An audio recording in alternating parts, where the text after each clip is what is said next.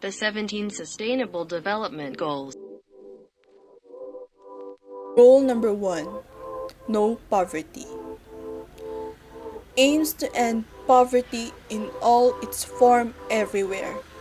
Its objectives include ensuring that the entire population, and especially the poorest and most vulnerable, have equal rights to economic resources, access to basic services, property and land control, natural resources, and new technologies.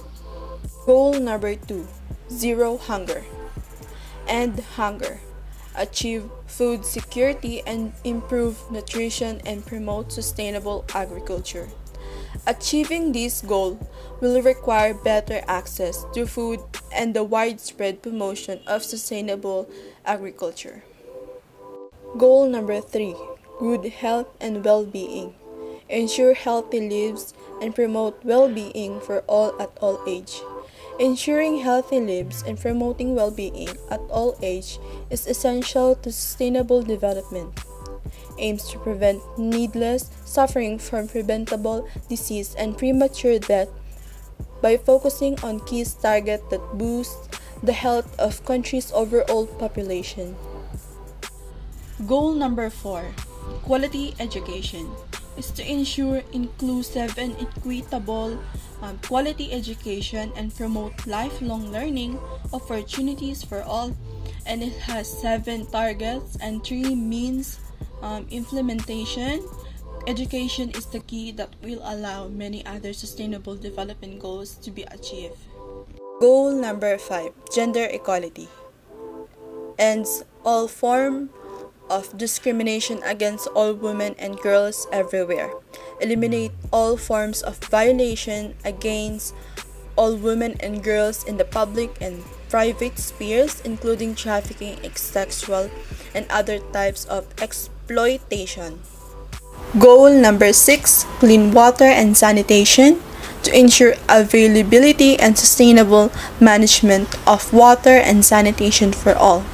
Sustainable management of water resources and access to safe water and sanitation are essentially for unlocking economic growth and productivity and improve significant leverage for existing investment in health and education. Clean and affordable energy. Clean energy provides a variety of environmental and economic benefits, including a reduction in air pollution. A diverse clean energy supply also reduces the dependence on imported fuels and the associated financial and environmental costs this incurs. Decent work and economic growth. Sustained and inclusive economic growth is a prerequisite for sustainable development, which can contribute to improved livelihoods for the people around the world. Economic growth can lead to new and better employment opportunities and provide greater economic security for all. Industry, innovation, and infrastructure. Build resilient infrastructure, promote inclusive and sustainable industrialization, and foster innovation. Innovation and upgrading infrastructure, such as in transport, energy, and water, can also support other industries to be more sustainable, with increasingly efficient use of resources and environmentally sound technologies and processes. Reduce the inequality. Ensure equal opportunity and reduce inequalities of outcome. Reduce inequality is increase economic inclusion and create decent work and higher income. Inequality threatens long-term social and economic development, harm poverty reduction, and destroy people's sense of fulfillment and self-worth. Number 11 is sustainable cities and communities. Sustainable cities and communities is one of the 17 Sustainable Development Goals. The official mission of SDG 11 is to make cities inclusive, safe, resilient, and sustainable. SDG 11 is creating career and business opportunities, safe and affordable housing, and building resilient societies and economic, Number 12 is responsible consumption and production. Responsible consumption and production refers to the use of service and related product which respond to basic needs and bring a better quality of life. It is about promoting resource and energy efficiency, sustainable infrastructure, and providing access to basic services, green and decent job, and a better quality of life for all. The 13th goal: take urgent action to combat climate change and its impacts. Increased heat waves, droughts, and flood caused by climate change are destroying the planet and affecting billions of lives worldwide.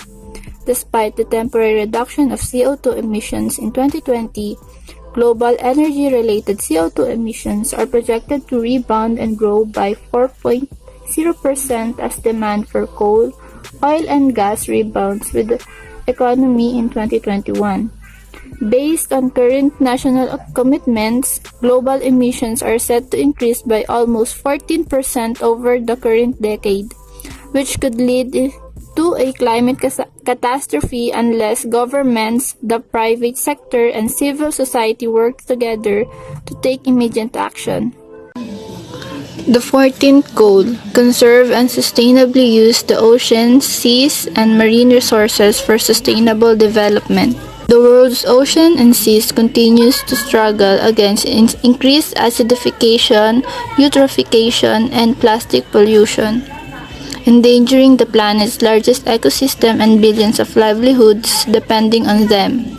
The pandemic has not eased that burden, where plastic waste has steadily entered the global ocean due to an increase in single-use plastic, primarily from medical waste. Due to initial lockdowns from COVID-19 pandemic, most countries experience a 40% to 80% decline in fish production, with small-scale fisher communities hardest hit.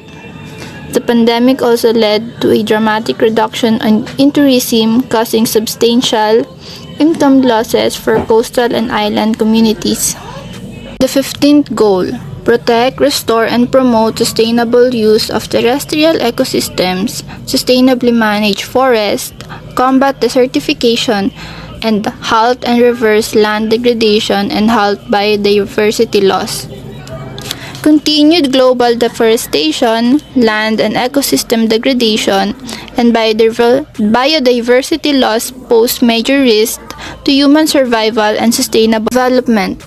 Even as efforts are made in sustainable forest and natural resource management, commitments and instruments designed 24 to protect, restore, and sustainably use forests and biodiversity need to be urgently carried out to ensure healthy, resilient societies.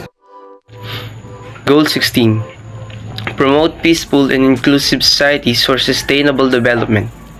It provides access to justice for all and build effective, accountable, and inclusive institutions at all levels. Significantly, reduce all forms of violence and related death rates everywhere. Goal 17 is about partnership for all the goals, one of 17 Sustainable Development Goals established by the United Nations in 2015.